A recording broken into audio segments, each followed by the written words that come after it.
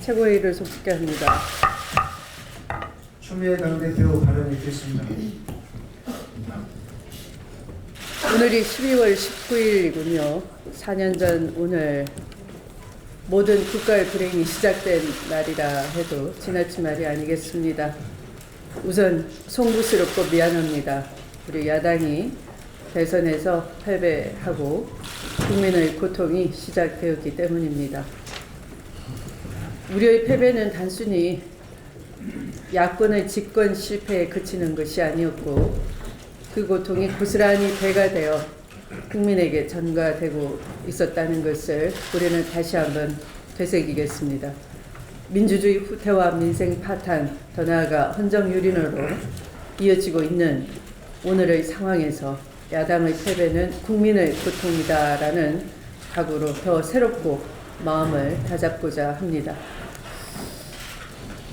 이제 운명의 한 주가 시작되었습니다.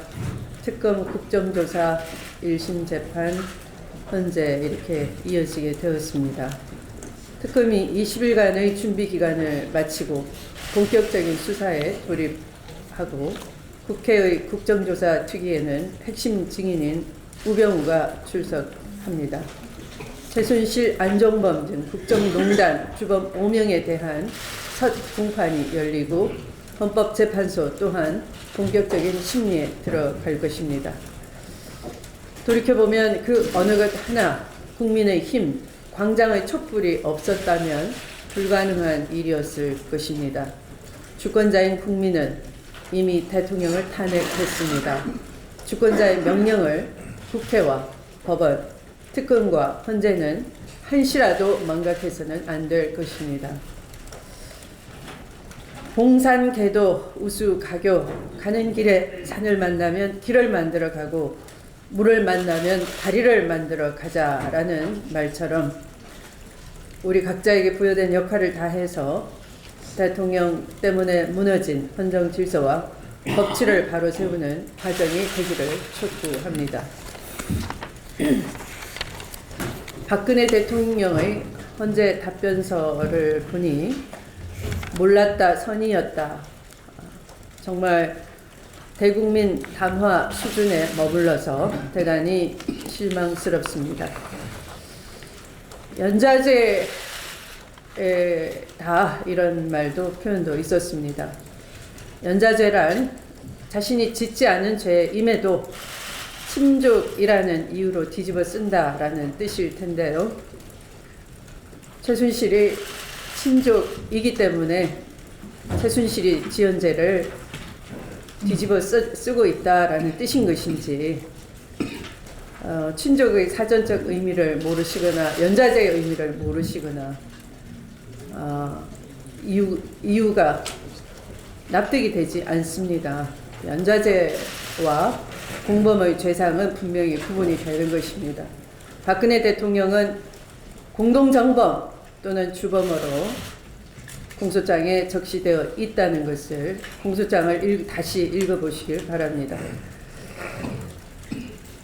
이렇게 변명과 거짓으로 점철된 대통령의 대국민 담화문, 국민과 국회는 이미 탄핵으로 화답을 했습니다. 헌법재판소 역시 주저없이 탄핵 인용에 나서야 할 것입니다. 자신의 잘못을 조금도 인정하지 않고 반성도 없이 헌재의 심판을 지연시켜 보겠다 하는 어떠한 시도나 꼼수도 절대 용납될 수 없다는 것을 다시 한번 경고합니다. 말씀을 마치겠습니다. 예, 수고하셨습니다. 이어서 우상호 대표 발언 있겠습니다. 네. 박근혜 대통령 변호인단이 얘기한 내용 중에 제가 제일 이해하기 어려운 단어가 최순실 씨가 키친 캐비넷이었다는 말, 제가 한참 웃었습니다. 최순실 씨가 캐비넷이라는 말도 이해가 안 가고요. 무슨 캐비넷입니까? 어느 분야를 전담하시는 주로 프로포폴 전담 캐비넷? 네. 변명을 해도 이 양반이 일종의 섀도우 내각으로서 어떤 전문성이 있길래 캐비넷이라는 말을 쓰는지 정말 이해할 수가 없습니다. 이분은 키친 캐비넷이 아니라 키친 오퍼레이터, 사실상 박근혜 대통령의 조종자였다. 저는 이렇게 보고 쓸데없는 변명으로 국민들을 더 분노하게 만드는 그 변호인단부터 해체하는 게 맞겠다, 이런 조언을 드리겠습니다. 변호가 되는 것이 아니라 분노 유발자들이다, 이렇게 저는 봅니다. 오늘 아침 조간 신문을 보면서 깜짝 놀랐습니다. 새누리당 소속의 국정조사 특위 총무위원 두 분이 최순실 씨의 최측근들과 만나서 이러저러한 진리 응답을 모의했다는 것입니다. 최순실 씨 녹취록이 공개됐는데 그 녹취록이 공개된 대로 JTBC가 입수한 그 태블릿 PC가 어떤 경로로 태블릿 PC의 성격과 유통 경로에 대한 내용들을 조작했다는 것입니다. 이게 사실이라면 상당히 심각한 문제라고 생각합니다. 국민을 대표해서 진실을 조사하고 관련된 여러 문제점들을 지적해야 할 총무위원들이 오히려 진실의 은폐를 위해서 관련 증인들과 사전에 입을 맞췄다면 이것은 범죄 행위다, 이렇게 규정할 수밖에 없습니다. 본인들은 이 사실을 부인했지만 도대체 이만희 의원은 최순실 씨 최측근인 유아무개 씨를 만나서 무슨 대화를 나누는지 공개해야 할 것입니다. 또한 이완영 의원이 정동춘 등과 만나서 실제로 최순실 씨 녹취록에서 지시한 내용대로 발언 내용들을 조작했는지에 대해서도 국민에게 공개해야 할 것입니다. 일단은 이번 두 분은 총무위원으로서의 재척 사유에 해당된다고 보여집니다. 수사관이 피의자와 만나서 관련 진술을 만약에 사전에 입을 맞췄다면 이것은 범죄 행위가 아니겠습니까? 일단 이 두 분을 국회 국정조사특위 총무위원회에서 일단 먼저 교체할 것을 요청드리겠습니다. 이 문제는 차후에 어떻게 다룰 것인지에 대해서 분명히 새누리당 내에서 자체 조사를 통해서 진실을 고백해야 할 것입니다. 야당이 면세점 허가에 대해서 여러 번 경고했습니다. 면세점을 허가하지 말라는 것이 아니라 국회 기재위에서 여야 합의로 감사원 감사 청구를 한 사안이만큼 감사원의 감사 청구가 끝난 이후에 심사 결과를 발표하라, 이렇게 요청했는데 그대로 강행했습니다. 이런 인허가 문제야말로 투명하게 그 결정 과정이 공개되고 그것이 한 점의 의혹이 없어야 되지 않겠습니까? 의혹이 제기되고 있는데 그 의혹을 해소하기 위한 노력을 하지 않고 결정을 강행하는 것은 또 다른 무리수다, 저는 그렇게 보여집니다. 이 문제에 대해서는 관련 상임위원회에서 다시 한번 점검해 보도록 하겠습니다. 이번 주에 환노위에서 가습기 피해자들 관련된 법률들이 이제 논의가 됩니다. 신속하게 이 법률들이 통과돼서 가습기 피해자들에 대한 후속 대책이 논의되기를 바랍니다. 안타까운 것은 가습기 국정조사특위가 한 번 더 연장돼서 피해 대책이 강구됐어야 되는데 현재 각 기업들과 정부 또 관련된 기관들이 어떤 형태의 피해 대책을 한 걸지에 대해서는 현재 대책이 완전히 합의가 되어 있지 않습니다. 이 문제에 대해서도 관련 상임위에서 조속히 후속 대책이 논의되어야 할 것이라고 보여집니다. 마지막으로 한 가지 말씀드리겠습니다. 새누리당 정우택 원내대표의 비례대표 당선을 축하드립니다. 그러나 박지원 대표와 저는 적어도 국민의 민심을 외면한 새누리당의 선택에 대해서 항의하는 의미로 당분간 냉각기가 필요하다, 이렇게 말씀드렸습니다. 어쨌든 이번 주에는 서로 안 만나는 것이 앞으로의 원만한 여야관계를 위해서 필요하지 않겠는가, 이렇게 조언을 드리겠습니다. 이상입니다. 예, 수고하셨습니다. 이어서 최인호 최고위원님 발언이 있겠습니다. 예, 지난 주말 국민들의 따가운 냉소를 받았던 두 가지에 대해서 말씀드리겠습니다. 우선 박사모는 문재인 전 대표가 썼다고 착각을 하고 김정일에게 보낸 편지에 대해서 입에 담을 수 없는 온갖 종부 또 색깔 공세로 총 공세를 취했습니다. 그런데 하루도 안 돼서 그 편지가 박근혜의 편지다라는 것이 밝혀졌습니다. 박사모의 비난 잣대 그리고 그 논리로 보면 바로 박근혜 대통령이야말로 원조 종북 소위 말하는 빨갱이 살기다라는 것입니다. 내용에서 김정일을 찬양했던 것은 차치하더라도 만약 통일부 등 관계기관과 합의 없이 김정일에게 편지를 보냈다는 것 자체로도 국가보안법 위반입니다. 바로 박사모 스스로 박근혜 대통령의 또 다른 탄핵 사유를 스스로 밝힌 것이다. 그렇게 말씀드립니다. 또 하나 냉소를 받았던 것은 어제 반기문 유엔 사무총장이 박근혜 대통령에 대한 강도 높은 비난을 했습니다. 한국 국민이 국가에 대한 신뢰와 지도력을 배반당했다고 믿고 있다고 강도 높은 비판을 했던 것입니다. 그러나 최근 몇 년간에 걸쳐서 반기문 사무총장이 박근혜 대통령에 대한 소위 박비 어천가를 얼마나 많이 불렀다는 것은 국민들이 잘 알고 있습니다. 작년에 유엔 방문 때 3박 4일의 대통령 방문 기간 동안 무려 7차례나 만났다는 것을 기억하고 있고 또 올해는 새마을운동에 대해서 높게 평가하면서 박근혜 대통령에 대한 또 다른 찬양 어린 말을 했습니다. 또 위안부 합의에 대해서도 칭찬을 했고 박근혜 대통령의 외교 부분, 통일 부분에 대한 칭찬도 지난 원내대표단과 국회의장의 미국 방문 때 했다고 정진석 원내대표가 말한 바 있습니다. 박근혜 대통령에 대해서 교원 영색으로 일관하다가 탄핵을 당한 지금 가차없이 돌변해서 중요한 비판을 하는 이러한 말 바꾸기의 는 세계적 수준이다라고 그렇게 생각합니다.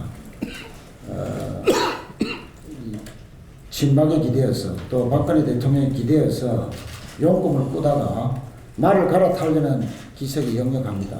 너무 빨리 말 바꾸려다가 낙마하는 사람들을 많이 봤습니다. 어제 이 비판적인 말과 몇 년 동안 박비의 청가를 계속 불러온 그 이전의 말 중에서 어느 것이 반 총장의 진심인지 스스로 밝히기 바랍니다. 말과 행동이 쉽게 바꾸는 정치인을 국민들은 구태 정치인이라고 부릅니다. 이상입니다. 예, 수고했습니다. 이어서 김춘기 최고위원님 발언이 있겠습니다. 예리가 기승을 부리고 있습니다. 과연 우리나라의 방역 대책이 옳은가? 원점에서 검토하고 과학적인 평가를 거쳐서 지속 가능한 대책을 수립해야 합니다. 새로운 패러다임을 도입해야 됩니다. 박멸과 완전 예방이 아니고 피해를 최소화시키고 빠른 원상 복구를 할 수 있는 시스템으로 바뀌어야 된다고 봅니다. 이제 겨우 한 달여가 지났지만은 2014년에 발생해서 금년 봄에 종료된 AI에 의한 살처분 수가 1950만 마리입니다. 불과 한 달여 만에 이 숫자에 육박하고 있습니다. 이것은 우리 정부가 얼마만큼 안이하게 대처하고 있는가를 나타내주는 증표라고 생각합니다. 메르스 때와 똑같습니다. 메르스 때 장관께서 초기에 심각 단계로 해라. 위기 대응을 보다 철저하게 해야 된다. 했을 때 심각 단계로 하면은 우리나라의 체면이 구겨진다. 자, 우리 국민들의 피해보다 체면을 중시하는 나라입니다. 또 지금 현재도 마찬가지입니다. 그래서 이제는 정부가 체면을 중시할 것이 아니라 국민의 민생을 중시하고 남한테 어떻게 보여지는 게가 문제가 아니라 실질적인 우리 국민들을 평안하게 해야 됩니다. 자, 메르스에 대한 확진 권한을 그 당시에 오송까지 보내서 우리의 그 질병관리본부에 있는 보건원에서 확진 검사를 했습니다. 그래서 많이 지체됐습니다. 이 전염병이 발생됐을 때는 최단거리에서 최빠르게 진단을 해야 됩니다. 지금도 마찬가지입니다. 지금도 김천에 있는 검역원으로 보내서 확진을 합니다. 이제 시도에 레벨 3에 그런 실험실을 다 갖추고 있습니다. 가축위생 시험소에 다 갖추고 있습니다. 왜 수백억의 돈을 들여서 1년에 관리비가 그렇게 많이 들면서 활용을 하지 않습니까? 이것은 문제라고 생각합니다. 그 당시에도 보건환경연구원에다가 확진 권한을 넘기라 해서 뒤늦게 넘긴 바가 있습니다. 이 AI도 동일합니다. 이제라도 빨리 확진 권한을 시도에 있는 위생시험소에 넘기기를 정부에 강력히 권합니다. 그리고 뒤늦게나마 심각 단계로 위기 대응 수준을 올린 것은 때늦은 감이 있지만은 다행이라고 생각합니다. 앞으로 우리 정부는 우리 국민들을 위해서 최선의 노력을 다해줄 것을 거듭 부탁해 받아야 바랍니다. 예, 수고하셨습니다. 이어서 양양자 최고위원의 발언이 있겠습니다.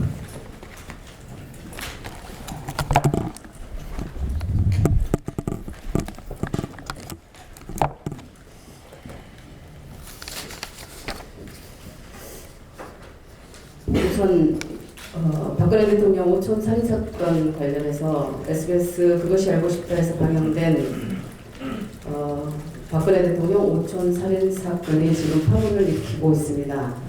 유가족들의 증언과 사건 관련자들의 목숨을 건 증언이 잇따랐고 경찰의 부실 수사와 사건 은폐 의혹까지 불거지고 있습니다. 특히 비선실세 정윤회가 박영철 씨의 법정 증언을 무마하는 대가로 1천만 불, 약 110억을 주기로 했다는 구체적 증언까지 나온 상태입니다. 진실은 결국 드러나게 되어 있습니다. 사법당국은 즉각 재수사에 착수하고 이 사건 관련 한 점 의혹 없이 낱낱이 규명해야 할 것입니다. 요즘에 책임이라는 단어에 대해서 참 많은 생각을 하게 됩니다. 개인, 기업, 학교, 국가 등 모두가 스스로 한 행동에 대해서는 당당하게 책임을 져야 한다고 배운 우리는 요즘에 너무 당혹스럽습니다. 국민의 생명과 재산을 지켜야 할 책임이 있는 대통령은 대통령으로서 책임감은커녕 보통 사람들의 책임조차도 보이지 않고 있습니다. 오직 법적인 처벌만 면할 궁리를 하는 대통령의 답변서를 보면서 국민의 한 사람으로서 너무도 큰 자괴감이 듭니다. 또한 가장 경악한 것은 대학 교수들의 뻔뻔함이었습니다. 교육자라면 다른 사람들보다는 좀 더 책임감을 느낄 줄 알았는데 완전한 오산이었습니다. 그들은 이미 드러난 사실조차도 부인했습니다. 대한민국의 교육 현장의 민낯을 보는 것 같아서 정말 절망스럽습니다. 그러나 그보다 더 놀라운 것은 새누리당입니다. 대통령이 탄핵을 당했는데 그 당의 국회의원 중에서 단 한 명도 책임을 지고 그만둔 사람이 없습니다. 하기야 주부는커녕 폐륜 등의 봉건적 시대를 사는 사람들에게 책임의식을 기대하는 것 자체가 너무 무리였는지도 모르겠습니다. 소위 친박이라는 사람들의 후한무치는 인간의 금도를 넘었습니다. 정치인은 책임을 지는데 익숙한 사람들 아닙니까? 그런데 이들은 책임을 지고 물러나기는커녕 책임지고 반성할 때라는 사람들에게 오히려 더 큰 소리로 대신, 폐륜, 도리 운운하면서 조폭적 충성, 봉건적 노예근성을 드러내고 있습니다. 이들이 보수정당의 줄이라는 것이 대한민국 위기의 현 주소를 보여줍니다. 이들은 박근혜와 함께 철저히 심판받아야 합니다. 그리고 이들까지는 아니더라도 새누리당이 적당히 반성하고 또다시 정권을 잡겠다고 나오면 그것이야말로 국민을 우롱하는 것입니다. 이 정도로 나라를 절단냈으면 국가 경영을 맡을 생각을 꿈에도 말아야 합니다. 민주주의가 위대한 것은 책임을 묻는 것을 제도로 갖고 있기 때문입니다.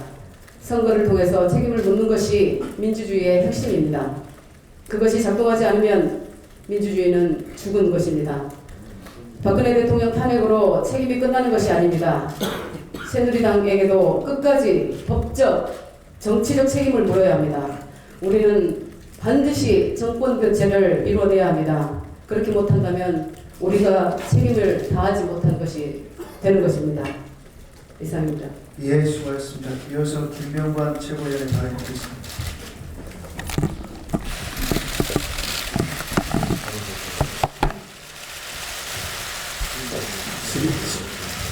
(12월 19일은 4년 전 대선에서 박근혜 대통령이 당선된 날입니다.